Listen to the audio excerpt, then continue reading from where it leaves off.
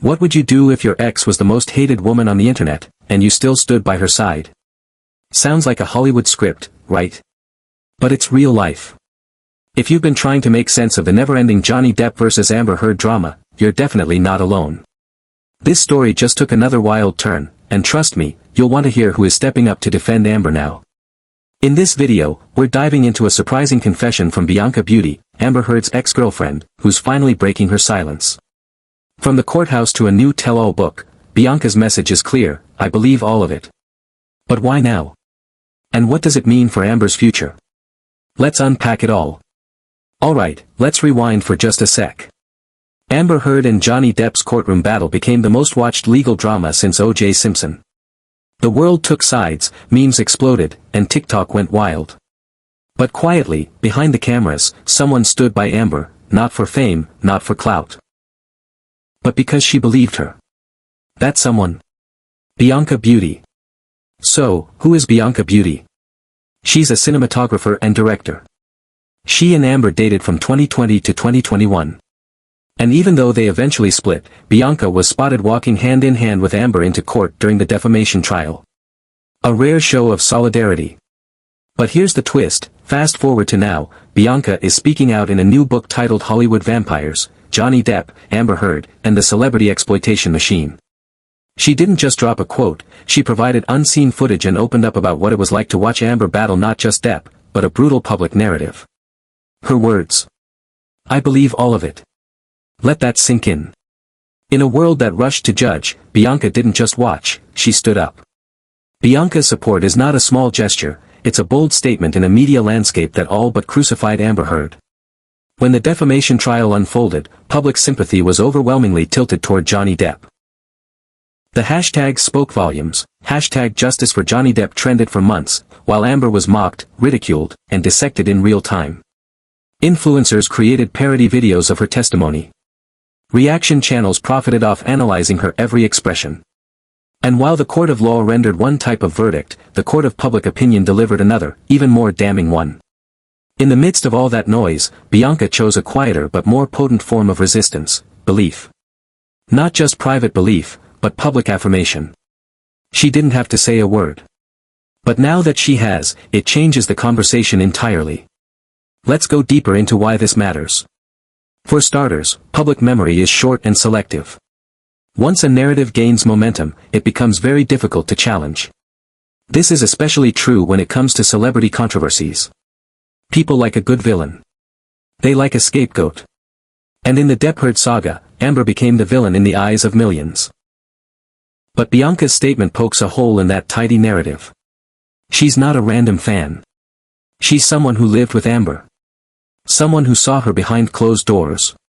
Her testimony, though not delivered in a courtroom, adds a layer of authenticity that even sworn depositions sometimes lack. When someone who has no legal obligation to defend you still says, I believe you, it resonates on a deeply human level.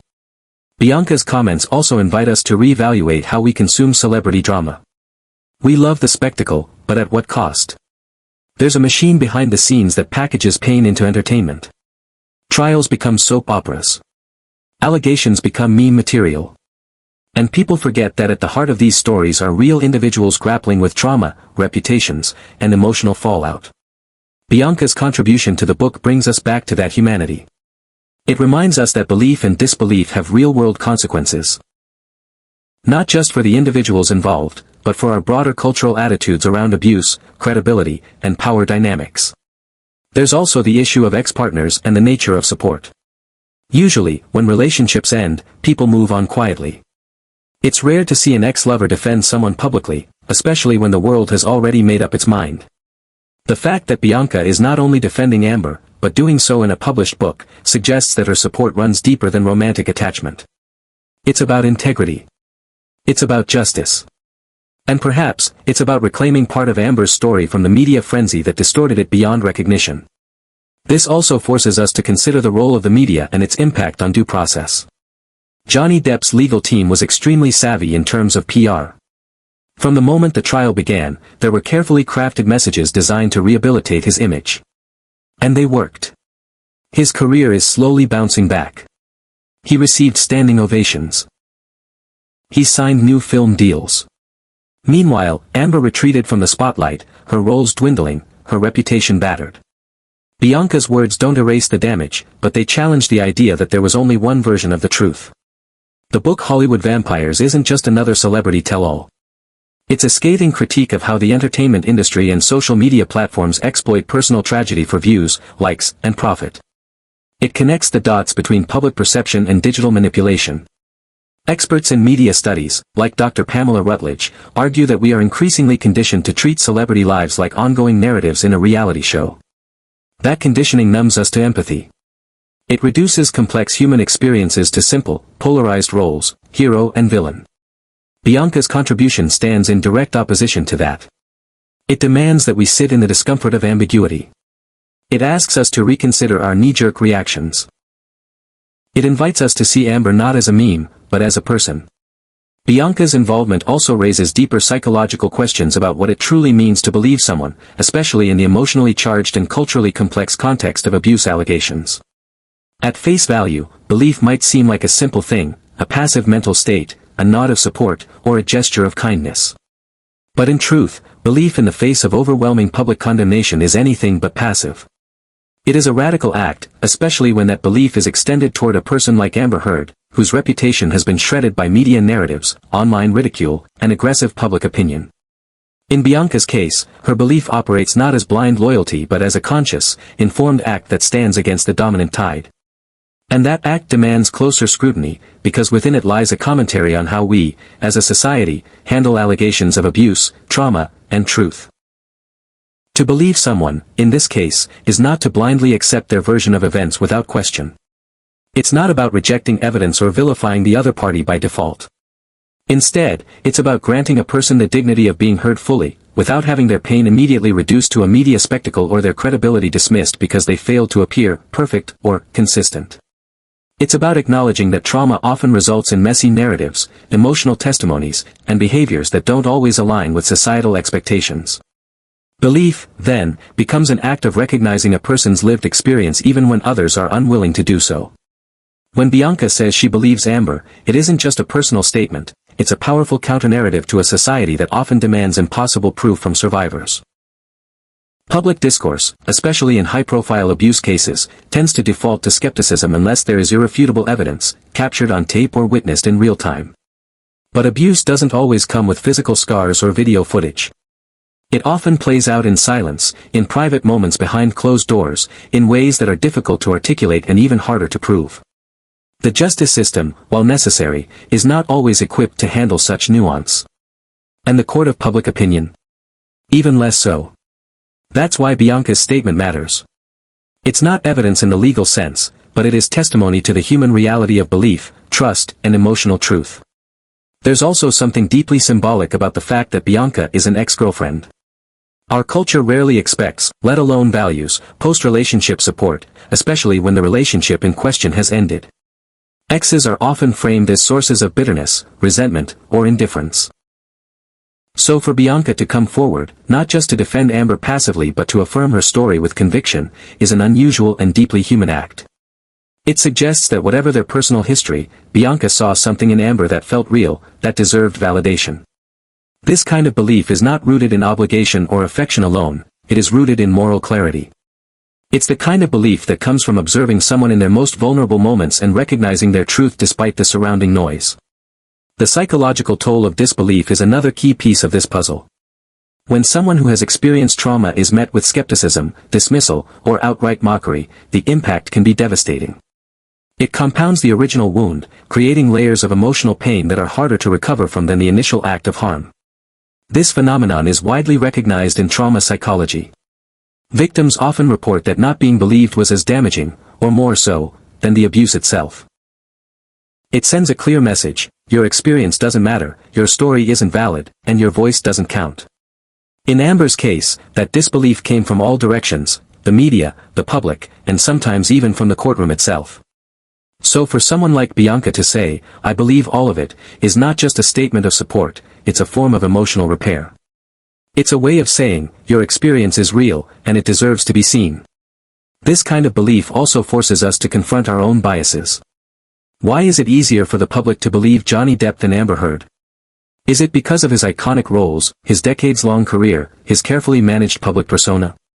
Or is it because society is still conditioned to view men as more credible, more sympathetic, more trustworthy?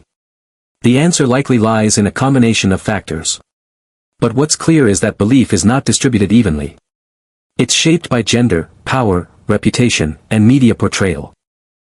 Bianca's belief disrupts that dynamic. It challenges us to ask why we believe who we believe, and whether that belief is truly based on facts or simply on familiarity and comfort. We also have to consider the courage it takes to believe someone like Amber in the current climate. This isn't a case where public opinion is split 50-50. The tide has turned so strongly against her that supporting her publicly invites backlash, ridicule, and even threats. So Bianca's decision to speak out is not just brave, it's countercultural. She's choosing empathy in a space where cruelty has been normalized. She's choosing to say, even if no one else stands with you, I do. That level of courage is rare. And it's worth acknowledging, because it sets an example of how we might begin to heal the cultural wounds inflicted by public shaming, media sensationalism, and collective disbelief. Bianca's belief also asks us to consider the broader implications of public shaming and what it does to survivors.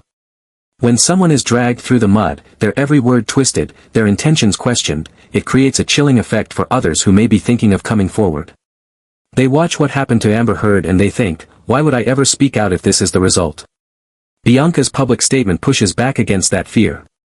It reminds us that even in the harshest climate, belief is still possible. Support is still possible. And healing, while difficult, is not entirely out of reach. Ultimately, belief in this context becomes a political act. It's not about taking sides in a celebrity feud. It's about pushing back against a culture that routinely doubts women, silences survivors, and turns pain into content. When Bianca says she believes Amber, she's also saying she believes in the possibility of justice, in the importance of truth, and in the value of compassion. That kind of belief doesn't erase the pain, but it offers something rare and vital, the chance to be seen, understood, and validated, not as a character in a viral video or a meme, but as a human being. So when we talk about belief, we have to recognize it as more than just an opinion. It is a choice. A responsibility. A gesture of solidarity in a world that often demands silence. Bianca Butti made that choice. And in doing so, she didn't just stand by Amber Heard, she stood for something bigger. She stood for the belief that, no matter how loud the mob becomes, one voice of support can still make a difference. Let's not forget the timing. Bianca could have spoken out earlier. She could have gone to the press during the height of the trial. But she didn't. Her silence, in hindsight, was not indifference, it was strategy. And now that the dust has somewhat settled, her voice arrives not to stoke the fire, but to add nuance. Her message isn't one of vengeance or bitterness. It's calm, clear, and unwavering, I believe all of it. In a world where everyone wants to go viral, there's something powerful about quiet conviction. It's also worth noting that Bianca's background as a filmmaker gives her a unique lens. She understands how narratives are constructed, how editing, framing, and repetition shape belief. Her decision to provide unseen footage isn't just about adding evidence, it's about disrupting the dominant narrative. It's about showing the gaps between what was presented and what was real. And that disruption is essential if we're ever going to have honest conversations about truth, trauma, and accountability. So what happens next? Will Bianca's statement change public opinion? Maybe not overnight. But it plants a seed. It reminds us that stories are never as simple as they seem. That for every trending hashtag, there's a human story beneath. And that sometimes, the most courageous act isn't standing up in court, it's standing beside someone when the world has turned its back. If you're still with me, here's what I want you to take away: belief matters. Stories matter. And who gets to tell them matters even more. Bianca Butti didn't have to come forward. But she did. Not for attention. Not for redemption. But for truth. And in a world obsessed with spectacle, that kind of truth is revolutionary. So now I've got to ask you, do you think Bianca's words change anything about how we view this case? Or is it just too late to rewrite the narrative? Drop your thoughts in the comments. Let's keep the conversation real and respectful. If you're curious about the full timeline of the Depp vs. Heard drama, check out our video right here, it breaks it all down without the noise.